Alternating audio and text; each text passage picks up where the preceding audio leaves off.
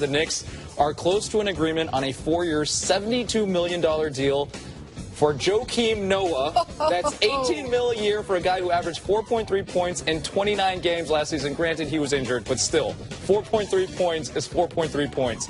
What does this deal say about the Knicks, Anita? Well, I think this is a big gamble for the Knicks to take, and this is an analogy that I used last night, and that is it's kind of like there's this beautiful, awesome chick you want to date, and her name is Kevin Durant, and she's not even giving you a cup of coffee in the Hamptons. Meanwhile, she's dating these 5 other guys in the Hamptons. She's not even giving you a cup of coffee, but you know what? You end up dating her friend who's not as attractive, but you know what? Just might fit the bill for you. That's, to me, that's I'm glad a woman Noah. said that and not a man. I really am. Is that not the perfect analogy I'm not in saying regard it's to not what's going on with the Knicks? Maybe it's like the Bachelor or the Bachelorette, right? But the Knicks can't even get on the show. Okay. Is that basically it? Okay. Well, we can roll with that analogy, whatever you want to use. But this is a big-time gamble because it's not just Noah. It's Derrick Rose as well. Can these two dudes stay healthy? If they can, man, I think it's going to be a fun year for Knicks fans. Yeah, you've got Melo, you've got Porzingis, Noah, Derrick Rose. Apparently, they're going to go after another guard as well. Again, I'll go back. How competitive can they be? They're in the East. We know that. Can they get past the Cavs and LeBron James? No, I don't think they can. But are Knicks fans going to be content with them being relevant again? Are Knicks fans going to be content with them being competitive in the East? Now, I'm going to share a quote with you. Jeff Hornacek, new head coach of the Knicks, this is what he had to say. I don't think New York, Los Angeles, their markets, that you're going through a rebuilding process. You have the ability to spend money. You have attractive cities to go to. I think they're always on the win now thought process. And that's from the New York Daily News. And, you know, it's been a change of philosophy. They go out, they get Porzingis for many months. We were talking about possibly Carmelo Anthony waiving his no-trade clause, possibly going to the Clippers, going somewhere else, the Knicks gaining draft picks, getting younger, and planning for the future, kind of like we've been talking about the Lakers. But all of a sudden, with this move, bringing in Derrick Rose, bringing in Noah, this is a win-now mentality. I wonder if Melo and Phil Jackson sat down and said, listen, I'm in my 30s. I've got one bum knee. I don't know how long it's going to hold up. I need to win now. And the philosophy changed immediately. I have a feeling it did. And I agree with Hornacek. I don't think New York or Los Angeles are two cities that you rebuild. Their fan base deserves better. There's too much history there. There's too much pride. Well, the Knicks fan base, and Freddie can attest to this, they're thirsty. They're very thirsty, okay? And I think they're willing to take this. And I've talked to Knicks fans who are just so excited to just be like, can we make the playoffs again? Can we just make the playoffs again? That basically has become the standard in New York. That's sad. To me, especially in the East. To me, this screams of we are not going to get Kevin Durant. We brought Phil in, right, to put down all the rings, the triangle, the Zen, and say, come and play here. I'm going to get the big guys. But then they realized they weren't going to get that big guy. So then they went and traded for Derrick Rose, who has all that baggage with the knee injuries and is trying to prove something on a contract year. Joakim Noah come in to do all the dirty work. I don't really mind the money because, look, the new NBA now, that probably is going to be an okay deal eventually when you look down the road. But to me, it's like, what? This is like so Knick, right? So Knicks. It's like, well, we're hoping that, you know, basically these guys who were good in like 2011 are basically going to do well in New York, which has not panned out in past history with the Knicks. Now, Joakim Noah is only 2 years removed from a terrific season. First team All-NBA, right? I think he was defensive MVP. But he has a lot of mileage on that body. And I think we still need to see what other pieces they're going to add. Do they add an Eric Gordon? Do they go and add Courtney Lee? They still need to add some other pieces. But my biggest concern for the Knicks is, and I think Joakim Noah is going to be that glue guy if he can be healthy. But Derrick Rose, and I'm not talking about from a personality standpoint. I'm talking about from a strictly basketball standpoint. He could not coexist with Jimmy Butler, where both of them were playing at their best together. How is it going to work between Derrick Rose and Carmelo Anthony with one basketball? And on top of that, the jewel of the franchise, Kristaps Porzingis, needs the ball. I want to see him grow. And we're going to have Derrick Rose in a contract year where Derrick Rose is going to have to play well if he wants to get a big contract. So I don't know if Knicks fans are going to be happy with the Knicks making the 8th seed or the 7th seed, maybe the 6th seed, and maybe lose in the first round, is that enough? No, because you brought in Phil Jackson to pay him all that money to build a contender. And Derrick Rose may not even be here next year. Phil Jackson may not even be here next year. So I'm wondering, the Knicks could be stuck with Joakim Noah's contract, and they might have a completely different team in 2 years. At 35 years old, he'll be making $17.5 million. And last time I checked, you don't get healthier as you get older unless you're Benjamin Button. Knickerbocker fan, please. Do I really have to? After all this that was said that I can't even disagree with. We're talking about a guy, Joakim Noah, Anita, to your point.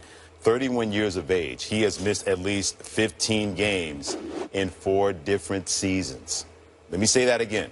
He's missed at least 15 games in 4 different seasons. And you're not even getting into Derrick Rose's amount of games. The Knicks are basically telling us they're going to pay over $39 million for 2 guys based on what they used to do, or hoping that they're going to be better than what they were, because now we're bringing these guys in, and Derrick Rose in the contract year, he's going to play for Phil. That doesn't mean his body is going to cooperate with the way he wants to play for Phil. I think this move with Joakim Noah, the length of the contract, it's one thing to get $18 million, but 4 years at 31 years of age. The Knicks are basically playing for a leader in Joakim Noah, because that's an indictment to me that they don't have it on this basketball team right now. I'm a big Carmelo Anthony fan. Carmelo Anthony wants to be a leader. He hasn't shown that he can be a leader. He hasn't shown that he can be a guy that guys can say, yep, I'm going to follow that guy into the forest. Yeah, we may encounter a lion here or there or a cheetah chasing us, but we believe that guy's going to find a way out. No, they still don't believe that about Carmelo Anthony. We can't question the leadership of Joakim Noah, because when he was healthy, that guy was fierce. He was competitive. He'd get in your face and let you know. People. He would troll people and then go out there and back it up. So if the Knicks are paying $18 million for that, that's even asking a lot for Joakim Noah, even though he's coming back home to New York, a place where he was born. But if you're paying that kind of money and you're hoping that you're getting a defensive player of the year that he won in 2014, at 31 years of age, with all that mileage on his tire, all those tread on his tires, you're asking a lot for a guy that you may need to play him 40 minutes a game. His body has shown in parts of 4 different seasons that you can't do that and think that's going to work for you in New York. I do agree with you. I think you have to put a price tag on the attitude that Noah is going to bring to this Knicks organization. But not $18 million a year. No. I'm not saying the full $18 million, but I think you do have to put a price tag, because I think it's important. And it's not just in the NBA, it's in the NFL, it's in Major League Baseball as well. You need to have that kind of, that swagger. Losing becomes a culture within an organization. And a lot of times players, they just accept it and they get comfortable with it. And don't forget, Noah is from Manhattan. He's going, you saw him with the passion in Chicago. Now he's coming back home.